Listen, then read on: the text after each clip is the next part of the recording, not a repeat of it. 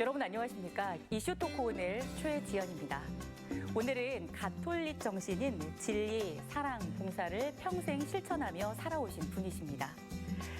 저를 위한 기도에 응답하며 이 길을 가겠습니다. 천주교 제4대 청주교구장에 임명되신 김종강 주교를 모셨습니다. 안녕하세요, 주교님. 안녕하세요. 네, 반갑습니다. 반갑습니다. 많은 신자분들께서 오늘 이 방송을 함께하고 계실 듯 합니다. 네. 먼저 신자분들께, 도민 여러분들께 인사 말씀 부탁드리겠습니다. 네. 안녕하십니까. 천주교 청주교구 제4대 교구장으로 임명받은 김종강 시몬 주교입니다. 참으로 힘들었던 코로나 시대가 이제 끝을 향해 가고 있습니다. 지금까지 많은 어려움 중에도 자신의 삶에 최선을 다해 걸어오신 많은 도민 여러분과 교회 형제 자매님들께 인사를 드립니다. 세상 모든 사람들을 사랑하시는 하나님 아버지께서 우리 지역의 모든 사람들을 축복해 주시기를 청합니다. 특별히 코로나로 인한 병고로 고통받는 분들과 그분들을 돕는 의료진, 또 봉사자들, 그리고 경제적으로 고통받는 많은 분들에게 하나님의 더 큰 위로와 사랑이 함께하기를 기도하겠습니다. 지난 3월에 청주교구장으로 임명되셔서 5월에 착주하셨더라고요. 네, 그렇습니다. 청주가 고향이세요. 네. 그래서 저는 청주가 고향이신 분들이 그 지역에 교구장을 하시는구나라고 생각했는데 그게 아니시더라고요. 네, 꼭 그렇지만은 않습니다. 우선 그 어떤 과정을 통해서 임명이 되셨는지 궁금한데 말씀 좀 부탁드릴까요? 네, 실제로 교구장에 임명될 수 있는 사람은 누구든지 가능합니다. 자격을 갖춘 사람이라면. 네. 저희 교구를 예를 들어봐도 제가 4번째 주교이지만 실제로 2분만, 저하고 저를 포함한 2명만 저희 청주 지역 출신이고 나머지는 한 분은 외국분, 한 분은 서울분이셨습니다. 그래서 누구든 자격을 갖춘 사람을 교황님께서 임명하시면 그곳의 교구장으로서 봉사할 수 있습니다. 교황청에서 임명하는 건가요? 네, 실제로 저를 뽑아서 임명하시는 분은 하느님이시지만 실제로 그것을 대리해서 일을 해주시는 분, 교회의 조직이란 차원에서 일해 주시는 분은 교황님이시고 교황님께서 저에게 편지를 보내주십니다. 교구장으로 선발되셨습니다. 동의하시고 봉사하시겠습니까? 하고 저에게 질문을 하시죠. 네. 그러면 제가 하느님의 뜻으로 알아듣고 그것을 수락하겠습니다라고 동의해야지만 사실은 그 직무를 맡을 수 있어요. 네. 과정을 보면 이곳에서 복수의 후보자들을 선발해서 대사관을 통해서 여러 가지 인적 사항이나 평가 자료들이 가겠죠. 현실적으로는 네. 냉정하겠지만 그것이 가면 교황님께서 그 후보자들을 보시고 가장 적합한 사람이라는 사람을 임명을 하시게 됩니다. 그러면 제가 수락하게 되고 공식 수락을 하게 되면 교황청과 그 교구가 동시에 그 임명자를 발표합니다. 그래서 네. 로마 시간으로는 저는 3월 19일 토요일 저녁 오전 12시, 저희는 저녁 8시에 발표를 했습니다. 동시에 발표하는 것이 관례입니다. 네.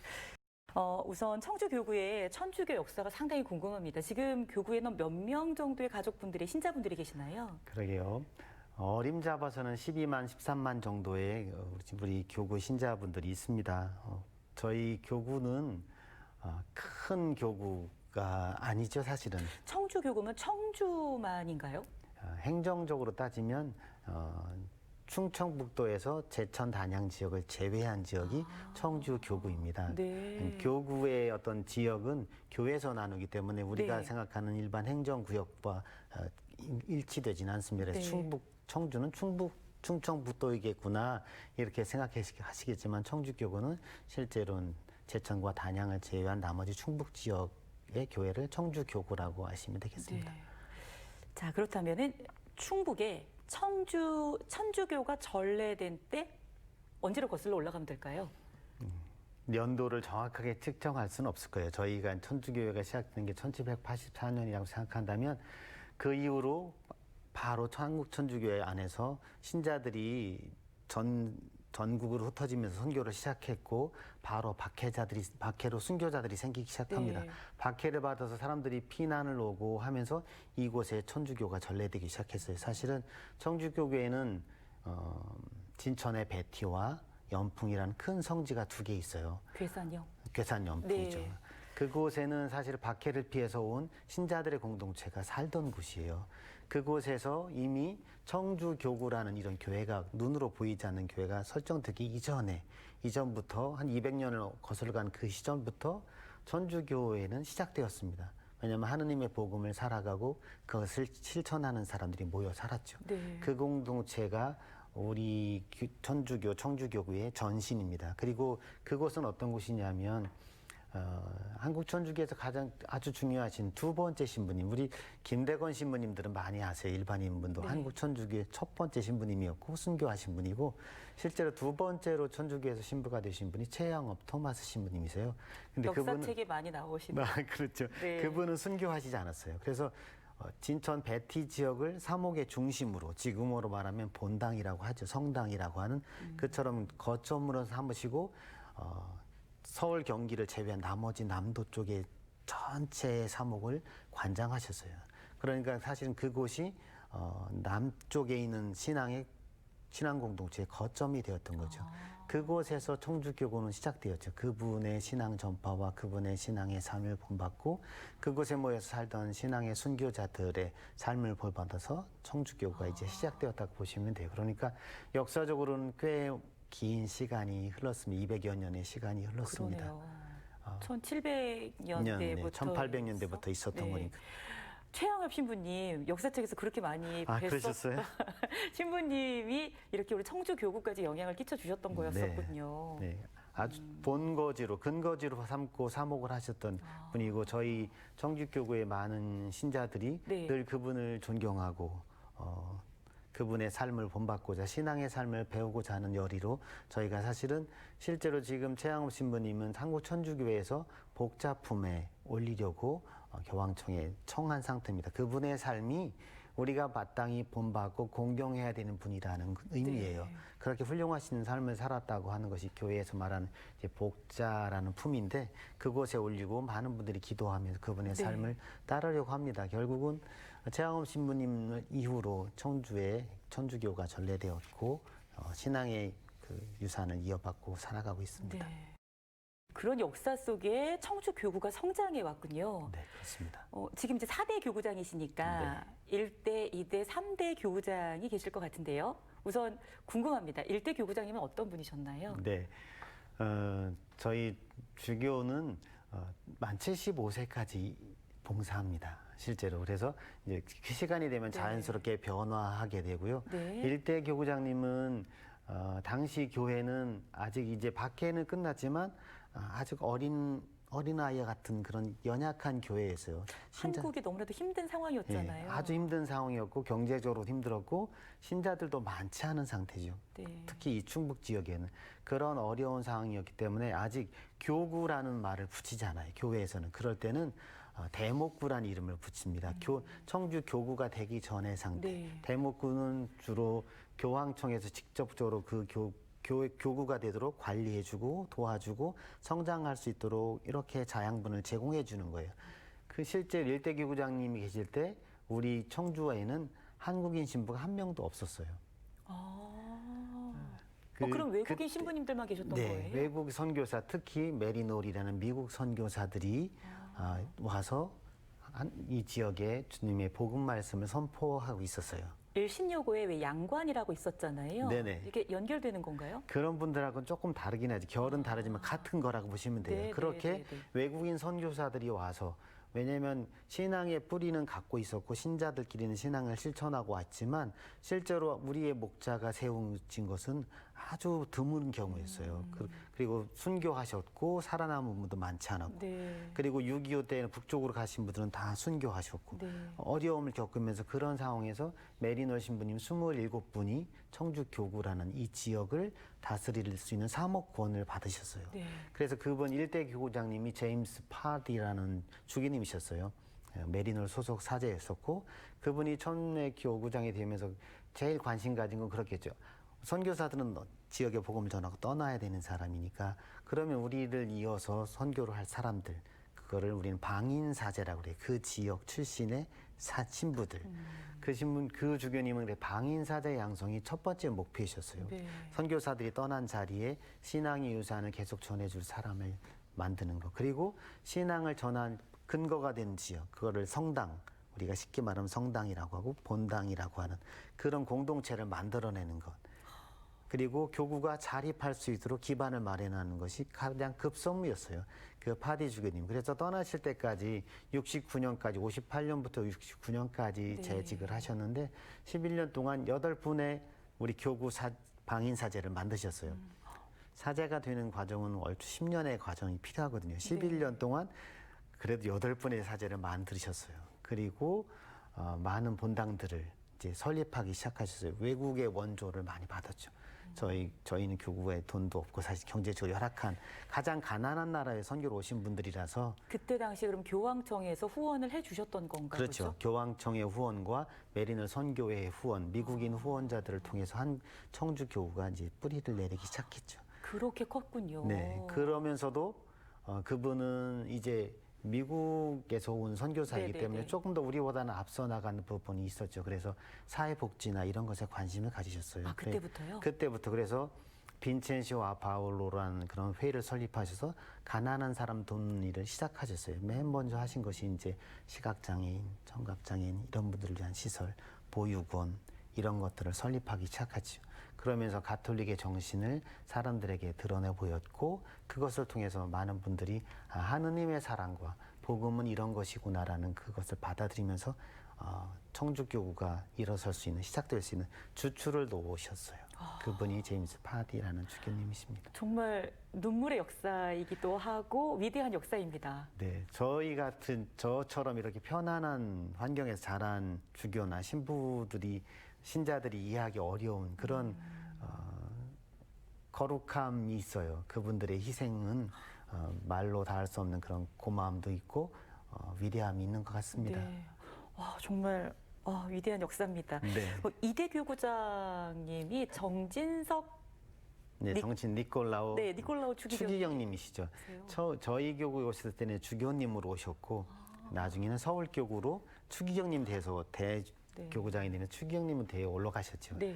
그분이 이제 물려받으시면서 이제 청주교가 또 한 차례 새로운 변화를 하게 돼요. 실제로는 그동안은 외국인들이 사목을 했지만 이제는 한국인에게 그 사목 고난이 넘어온 상징적인 사건이죠. 이제 청주교구라는 교회를 한국인이 다스리는 교회로 교황청에서 권한을 준 거죠. 그래서 주체성이 생겼군요. 그렇죠. 이제는 스스로 성장하는 교회라고 인정을 받은 거죠. 그런 게 사실 하나하나 조금의 차이는 있지만 드러나는 거죠. 그렇게 이제는 스스로 성장할 수 있는 교회가 되었다는 바티칸의 인정이기도 하죠. 그래서 그분이 교구장님이 되셔서 이제 그분이 목표하신 거는 방인 사제를 더 늘려야 된다. 이제 우리가 일해야 될 시대가 왔으니 선교사들은 점점 떠나고 지금 저희 교구에는 딱 2분이 남아 계시거든요. 아주 연세 높으신. 네. 그때부터 지금까지 계신 90이 다 된 그런 선교사들 2분 정도 남아 있고. 아, 그러세요? 예. 그러니까 이제 어떻게 그 새 교구장님은 그분들은 연세가 되면 떠나야 되고 건강도 있고 선교사들의 가장 그 근본 정신은 내가 복음의 씨앗을 뿌리고 거기서 스스로 자라기 시작하면 나는 다른 곳에 복음의 씨앗을 뿌리러 가는 것이 선교사의 1번 자세예요. 그렇기 때문에 그분들은 다 떠나는 거기 때문에 이대교 구장님 그런 것에 많이 신경 쓰셨죠. 방인사제를 내가 있는 동안 100명을 만들겠다는 꿈을 가지셨어요. 실제로. 정진석 추기경님께서요? 자주 말씀을 하셨죠. 네. 본당에 방문을 가거나 신자들에게 말씀할 수 있는 기회가 있을 때마다 저는 100명의 사제를 만들겠습니다. 하시고 실제로 만드시긴 하셨어요. 조직력을 갖추셨네요. 그렇죠. 이제 교회가 스스로 교구로서 그 일을 해나갈 수 있는 자립된 교회. 네. 사제가 필요했고 재정적인 자립이 필요하셨어요. 그때 그 이대 교구장님은 그걸 다 이루셨죠. 그러면서 이제 이렇게 성장하는 교회 안에 신자들을 어떻게 가르치고 교육할 것인가 이런 데 마음을 쓰셔서 교구 연수원이라는 것을 건립하셨어요. 연수원을요? 그곳에서 이제 신자들을 교육하는 프로그램과 신자들에게 더 깊은 어떤 영성 교육과 신앙의 교육을 하시고자 하는 뜻을 펼쳤고 또 성모병원을 시작하셨어요. 그분의 평생의 소원이 가난하고 어려움 때문에 더군다나 거기 때 병고 때문에 고통받는 사람들에게 교회가 아무것도 하지 못하고 있다는 자책을 많이 갖고 계셨어요. 그래서 그런 꿈을 갖고 계셨어요. 그래서 성모병원을 시작하셨고 그것으로 그분의 어떤 세상의 사람들, 약한 사람들을 향한 사랑과 교회의 정신을 드러내는 그런 일을 주로 하셨죠, 정진호 주교님께서. 일대 주교님의 역사는 위대한 역사라는 느낌이 들었는데요. 이대 주교님의 역사는 감동의 역사다라는 네, 마음이 그렇죠. 드네요. 예, 이제 한국인으로서의 자의식, 이곳에 우리가 스스로 교회다운 모습을 보여야 한다는 그런 네. 자각이 많이 있었고, 신부님들과 신자들 그런 의식 안에서 같이 일했던 때인 것 같습니다. 네. 많이 교회도 눈에 보이게 성장했고, 그런 일을 할 수 있는 역량을 갖춰간 교회가 네. 되었습니다. 자, 이렇게 되면 이제 3대 주교님께서는 또 어떤 분이셨을지 바로 네. 직전 주교님이시죠? 직전 주교님은 제가 너무나 잘 아는 주교님이시기도 하고, 제가 다른 어떤 자리에서도 말씀드렸고, 제가 신부가 되는 꿈을 갖게 해주는데 결정적인 역할을 해주셨던 그런 훌륭한 분이셨어요. 그래서 그런 분의 삶을 보면서 나도 신부가 되면 좋겠구나, 신부의 삶은 저런 행복을 주겠구나라는 막연한 꿈을 가졌게 해주셨던 그런 분이셨어요. 장봉훈 가브리엘 선임 주교님은 이제 그 정진석 주교님이 세우신 그 교회를 조금 더 체계적으로 갖추시려고 노력하셨어요. 그래서 시노두스라는 것을 처음 듣는 말이실 거예요. 시노두스는 히라버로는 신호도스라고 해서 함께 길을 간다는 뜻이에요. 네. 우리 교회의 모든 사람들이 함께 우리의 길을 가자. 그리고 함께 길을 걸어가기 위해서 함께 만나고 이야기하고 대화하고 결정하겠다라는 뜻이에요. 그래서 그것을 통해서 한국 청주교구의 중장기 계획을 세우셨어요. 네. 그런 신호수술한 1년에 몇 년에 걸친 과정을 겪어서 청주교는 앞으로 이렇게 해나가십시다 하고 정하셨어요. 그게 말씀과 성체의 삶을 삽시다. 네. 기독교의 가장 핵심이죠. 한 예수님의 말씀. 그리고 가톨릭에서 가장 소중하게 하는 예수님의 몸과 마음, 몸과 피. 그것을 통해서 우리가 이 지역의 복음의 씨앗을 더 깊이 뿌리내리게 합시다. 그리고는 이제는 우리를 넘어서 지금까지 우리 교회가 우리가 스스로 서기 위해 노력했다면 이제 이웃으로 세계로 나가는 교회가 돼야 된다. 그래서 제일 먼저 하신 것이 이제 조금 더 소외된 사람들, 어려운 사람들을 어떻게 우리가 할 것인가. 그래서 시작하신 것이 양업학교 같은 고등학교예요? 고등학교 그런 것이 다 그런 맥락에 있는 거예요. 꽃동네 네, 대학교 이런 것들이 이제 지금 교육 현장에서 소외받고 있는 학생들, 공부는 하고 싶은데 제도 교육이 어려움을 겪고 있는 친구들을 어떻게 해줄까? 네. 그래서 양업학교라는 대안학교를 시작했고, 지금은 명문고등학교 됐어요.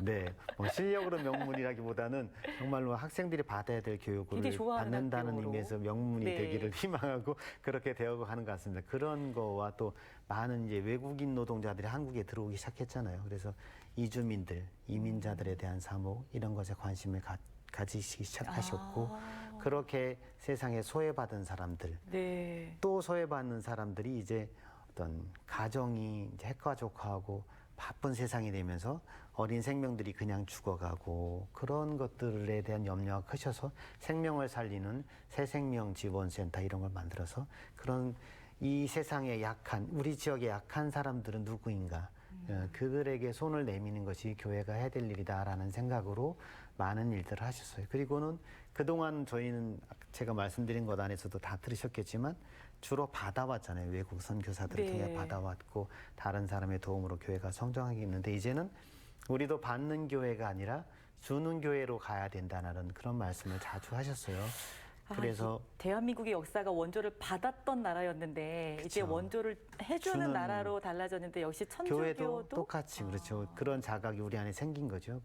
그리고 당연히 해야 될 몫이었고 네. 그래서 특별히 선교사 해외로 선교사들 사제들을 저희 교구 신부님들을 파견하기 시작했죠. 그래서 뭐 과테말라에 가서 버림받은 어린 아이들, 청소년들, 남미에 있는 그런 아이들이 많더라고요. 그런 아이들을 모아서 기숙사와 학교를 짓고 천사의 집을 운영하는 그런 분도 계시고 중국에 가서 최양호 신부님이 공부하시고 선품 받고 사목했던 착구 이런 곳에 가서 건물을 짓고 사람들에게 신앙교육을 하고 또 북한의 동포들을 위해서 우리가 할 수 있는 일을 찾고 네. 이런 일을 하시면서 저희가 교구가 조금 더 어려운 사람들, 소외된 사람에게 그리스도의 빛을 전하는 데 전념하셨죠.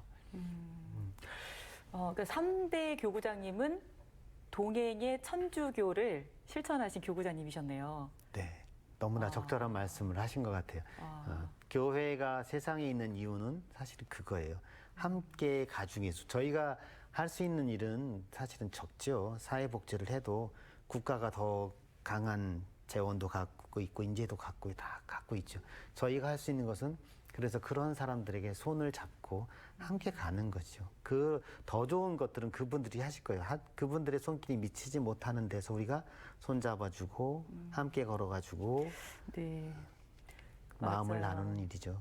국가의 행정으로 모든 구석구석을 다 할 수 없는 없죠. 부분들이 있으니까요. 그럼 이제 4대 교구장님이시니까 부담 조금 되실 것 같아요. 부담이 네, 되실 수도 저는 있겠는데요. 부담을 안 갖는다면 정상이 아니고요.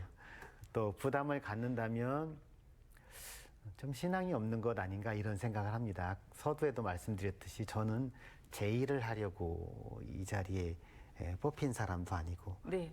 너의 일을 하라고 하느님 임명하신 사람도 아니기 때문에 저는 하느님께서 저를 어떻게 쓰실 건가를 찾고 거기를 향해 가는 것이기 때문에 뭐 두려움이죠. 부담보다는 두려움입니다. 제가 하느님의 뜻을 정말로 잘 알아듣는 그런 사람으로 지금 자리하고 있나?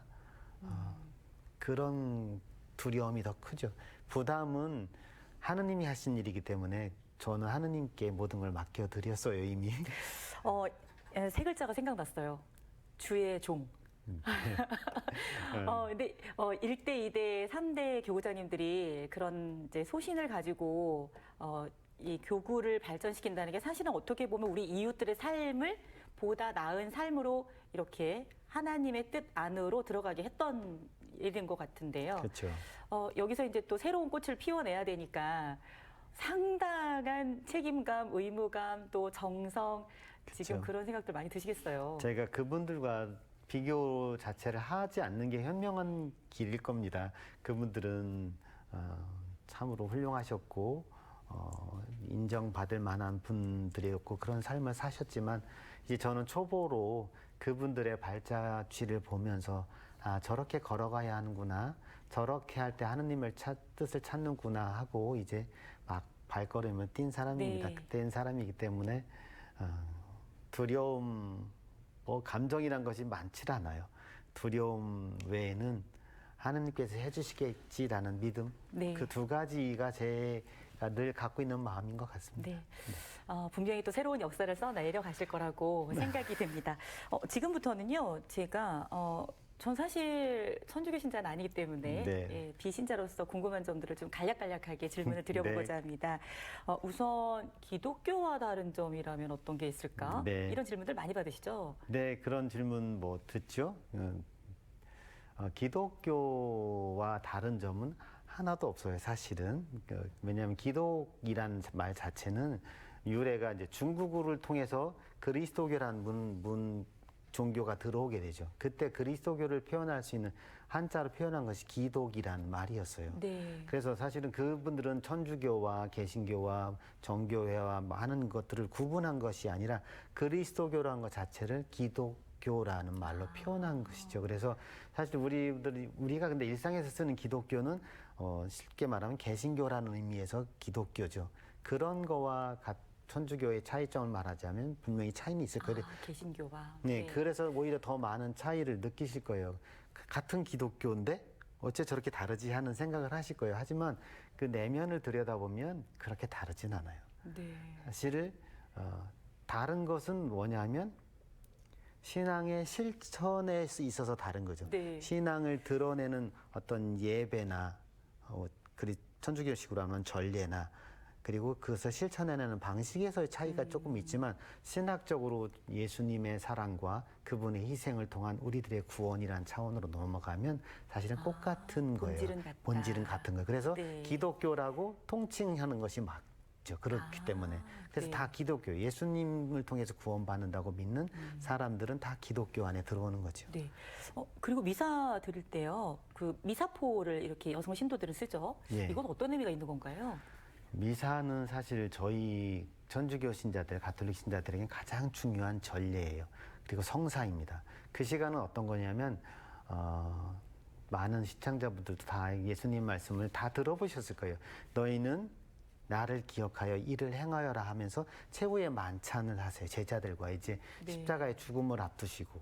그래서 당신은 이제 십자가의 죽음을 당하는 것이 그냥 한 개인의 죽음이 아니라 인류 모두를 위한 죽음이란 것을 설명해 주시죠. 네. 그리고 그것을 기억하면서 그걸 살아가라고 말씀을 네. 하세요. 그래서 천주교 신자들은 그것을 기념하는 것이 예수님이 제자들에게 빵과 포도를 주시면서 이것이 내 몸과 피다라고 하신 그 말씀, 그것이 결국 내 몸과 피를 준다는 것은 십자가에서 온전히 재현됐다는 것. 그것을 기억하는 것을 전례 행위 안에서 하고 있습니다. 그것이 미사예요. 네. 그 미사 안에서 우리는 예수님의 십자가의 희생 제사를 기억하고 빵을 떼어서 포도주를 잔을 나누어 주신 것을 기억합니다. 그리고 재현합니다. 그것 안에서 우리는 예수님의 몸과 피를 받아 모신다고 생각해요. 가장 예수님의 사랑이 우리에게 다가오는 순간이 가장 중요한 시간이에요. 그렇기 때문에 사도 시대부터 그곳에 참여해서 말씀을 듣고 그 예식을 거행할 때 거룩한 곳에 와 있음을 잊지 말라고 하시죠. 네. 그 당시로 돌아가면 미사포 얘기를 하셨잖아요. 미사포는 지금에 봤을 때는 어색한 것일 수 있어요. 왜 저걸 쓰시지? 하는 그런 질문이시잖아요. 당시로 가면 당시의 여성들은 굉장히 치장을 머리에다 많이 했다고 알고 있어요. 그래서 머리에 장식도 많이 달고 우리도 궁중 그렇죠. 사극 보면 머리가 높아지잖아요. 네. 신분이 높을수록 그 당시도 비슷한 그런 성향의 문화가 있었던 거죠. 바오로 사도가 그것을 봤을 때 하느님 앞에 오는 이 거룩한 시간에 지극한 사랑이 거행되는 이 시간에는 본연의 모습으로 돌아가는 뜻으로 나의 네. 신분과 지위와 명예도 다 가리고 사치도 가리고 그것을 가리우라는 뜻으로 머리에 수건을 쓰라고 가르치는 거죠. 그리고 거기에 세례의 의미가 덧붙여져요. 세례를 받으면 우리는 흰 옷을 입었어요. 그리스도교 초기로 올라가면 네. 이제 깨끗한 사람이 되었다는 거예요. 예수님의 피로 우리는 깨끗한 사람이 되었다는 의미로 흰 옷을 입었거든요. 그것을 이제 흰색 미사포를 쓰면서 내가 이렇게 거룩한 사람이 되었고 깨끗한 사람이 되었고 이 중요한 자리에 와 있음을 잊지 말라고 네. 미사포를 쓰라고 하죠. 사실은 그것이 의무는 아니에요. 1983년 교회법에서 이것은 권고로 그렇게 나 미사에 참여한 나의 마음을 정갈하게 하고 맑게 거룩하게 하기 위해서 그런 쓰면 의미를? 좋겠습니다라고 하셨고 의무는 아닙니다. 네. 아직도 많은 분들이 그래서 그 자리에 갈 때는 나를 좀 새롭게 하는 의미로 그렇군요. 거룩하게 하는 의미로 쓰죠. 거룩하고 정갈하고 그렇죠. 또 정결하게 하는 그렇죠. 네, 그런 한 많은 의미를 종교들이 그렇게 하고 있어요. 유다인들은 하느님의 성전에 들어갈 때는 키파라고 하는 동그란 모자를 쓰죠. 그리고 무슬림들은 우리가 잘 알고 있던 학대처럼 미칠 정도로 몸을 가리죠. 그것들이 다 그런 같은 의미에서 시작된 맥락이었군요. 거죠. 네. 자, 그리고 이제 힘들고 어려울 때 사실 종교는 나약한 인간에게 굉장한 힘을 주는 것이 사실입니다. 이렇게 본다면 이 시대의 천주교가 우리에게 전하는 메시지가 있다면 어떤 게 있겠습니까? 사실은 좀 어려운 질문 같아요. 그리고 조금 부끄러움을 스스로 느끼는 질문이기도 했습니다. 왜냐하면 많은 사람들이 종교를 걱정하는 시대가 되었어요. 말씀하신 것처럼 종교는 사람들에게 위로와 위안을 주는 것이 네. 맞습니다. 그리고 당연히 그래야 하는 것입니다. 왜 그러냐면 우리는 이 세상을 바라보는 것이 아니라 이 세상 넘어 초월적인 세상을 바라보는 사람들을 우리는 종교인이라고 보통 칭합니다. 그렇기 때문에 이 세상을 살면서도 이 세상이 고통스럽고 고단하고 힘들고 많은 환란들 안에서 살아가기 때문에 평화를 누리지 못하는데 종교인들은 그 세상 너머를 바라보기 때문에 사람을 바라보는 것과 인생을 바라보는 차원이 달라지게 돼요. 그러면 지금의 고통과 지금의 환란이 영원한 것이 아니구나. 이것은 지나가는 것이고 그리고 우리는 하느님을 통해서 이 팍팍한 삶에 구원을 받을 수 있다는 새로운 비전을 제시하게 돼요. 그것이 종교가 주는 원초적인 위로예요. 이 세상뿐이 아니다. 우리는 순리하고 한 생을 살아가는데 그것뿐이 아니라 영원한 삶이 우리를 기다리고 있고 실제로 이 삶 안에도 우리가 그렇게 팍팍한 삶을 살아간다고 생각하는 이 세상 안에서도 또 다른 차원의 기쁨과 평화가 있는 삶이 있다는 것을 얘기하게 되죠. 네. 그런데 사람들이 종교에게서 그런 것을 느끼지 못한다면 종교 스스로 세속화돼 있다는 뜻이겠죠. 이 세상을 벗어난 눈을 종교 자체도 잃어가고 있다는 반증이기도 해서 사실은 그런 질문이 감사하고 마음 아픈 질문이기도 합니다. 그래서 우리도 종교인들이 스스로 이 세상을 넘어선 그 시선을 잃지 않도록 노력해야 되고, 또 한 가지 차원은 그런 차원만 있는 것이 아니라 우리가 알고 있는 이 비전을 여기서 구현하려고 하는 것이 또 종교의 의무입니다. 저 세상만이 아니라 이 세상에서도 그 하느님의 뜻이 이루어지는 세상을 구현해 나가고자 하는 것이 종교예요. 그렇기 때문에 우리가 하는 사람들에 대한 사랑의 실천이나 어려운 사람에 대한 손길이나 이런 것들은 이 지상에서도 그런 세상은 가능한 것입니다. 그리고 그것은 시작되어야 합니다라는 표현이죠. 네, 나만을 위한 종교가 아니라 나눌 수 있는 종교를 지금 말씀을 해주셨네요. 그렇죠. 아. 그런 이상에만 머물고 있는 것이 아니라 그것은 실천도 이 안에. 실제 안에서도 가능한 세상이라는 것을, 그것이 예수님이 이 세상에 오신 이유기도 하죠. 이 세상에 안 오셨어도 되죠. 그런 세상이 필요 없다면. 네. 이 세상에서 해보고자 하는 예수님의 꿈을 지금도 우리도 꾸고 있고 그것을 네. 향해 가고 있다고 말씀드립니다. 오늘 좋은 맞습니다. 말씀을 많이 정말 나누다 보니까 그냥 옆에서 왜 그 있죠. 에너지 작용을 한다고 하나. 이렇게 편안해지고 평온해지는 마음을 들게 좀 그런 마음이 들었습니다. 졸리신가 아닙니다, 아닌가? 아닙니다. 이제 마무리할 시간이 좀 다가오고 있는데요. 프란치스코 교황께서 한국을 다녀가셨잖아요. 네네. 한 번 오셨다 가시면 위로를 받는 분들이 정말 많으신데 또 방문 계획은 없으신가요? 교황님 방문을 간절히 바라신다는 이야기를 몇 번 하셨어요. 특별히 이 한반도의 평화를 위해서 방문하고 싶다는 말씀을 수차례 하신 것으로 기억합니다. 그리고 많은 논의들이 있어 왔었고요. 사실은 실현되지는 않았지만 교황님의 가장 큰 그분의 관심사는 세상의 평화예요. 세상의 평화가 이루어진 곳, 세상의 평화가 필요한 곳이라면 그분은 언제든지 달려가는 분이시죠. 네. 그래서 한반도는 사실은 분단된 유일한 세상의 마지막 국가로 남아 있잖아요. 사실은 교황님이 늘 애타게 호소하시는 것도 이런 전쟁이 멈추고 네. 평화가 정착되는 세상을 꿈꾸시잖아요. 한국의 그런 의미에서 늘 방문하려는 의지를 갖고 계시고 또 오실 거라고 생각합니다. 네. 네. 많은 분들께서 또 기다리고 계시니까요. 개인적인 질문 좀 드려봐도 될까요? 뭐 개인적인 취미라든가 관심사라든가 네. 사실 나름의 또 중압감 같은 거 또 스트레스를 전혀 피해갈 수는 없으실 것 같기도 한데요. 신부님들도 스트레스 많이 받는다고 하시더라고요. 네, 신부님들 많이 받으실 거예요. 주교는 더 받을 것 같아요. 나름의 그러면 뭐 취미, 관심 분야 네. 이런 거 있으실 것 같은데 어떤 게 그러신가요? 많아야 된다고 일단은 저는 생각해요. 그 스트레스를 푸는. 제가 일차적으로 하는 것은 기도의 시간이에요. 기도는 어떻게 보면 수련의 시간이기도 해요. 그 시간에 내가 하느님의 뜻을 찾는, 그래서 고단한 시간이기도 하지만 근본적인 생각은 제 삶이 홀로 걸어가는 삶이 아니라고 생각해요. 하느님께서 저를 불러주셨고 지금 내 인생에 깊이 개입하고 계시다고 느끼고 있습니다. 그래서 기도의 시간에 가서 저의 근심과 걱정들, 스트레스들을 먼저 이렇게 드려요. 봉헌한다고 하죠. 하느님 앞에 내놓습니다. 제가 해결하지 못하고 안고 있는 고민들입니다. 근심들입니다. 그렇게 내려놓으면서 쉬는 시간을, 쉼의 시간을 가질 수 있는 거죠. 기도가 네. 꼭 수련과 어떤 것은 나의 소원을 이루는 시간이 아니라 그런 것 안에서 내가 쉴 수 있는 시간이죠. 하느님께서 기도하러 온 나를 받아주시고 기도 안에 있는 나를 바라보시는 것으로 저는 쉼을 얻고 네. 일단은 근심 걱정을 좀 덜을 수 있는 시간이 되죠. 그래도 안 되면 저는 운동을 제일 먼저 합니다. 네. 운동을 좋아하는 사람이기도 하고 그냥 아무 생각 없이 막 열심히 달리고 뭐 축구를 하든 테니스를 하건 탁구를 네. 그렇게 막 운동을 하고 격이 없는 대화나 그런 우정을 나누다 보면 근심 걱정이 좀 사라지고 다시 내가 무엇을 할 수 있는 용기를 얻는 시간이 되는 것 같아요. 네. 그래서 그런 것들 좋아하는 편입니다.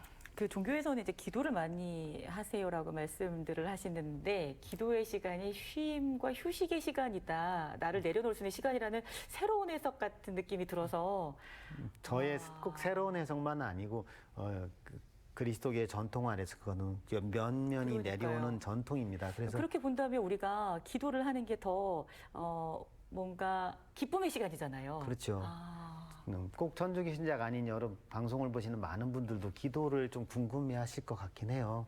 그래서 기도가 나의 뜻을 이루기 위해서 어떤 절대자를 찾는 시간은 아니에요. 사실은 거꾸로 생각하시면 더 좋아요.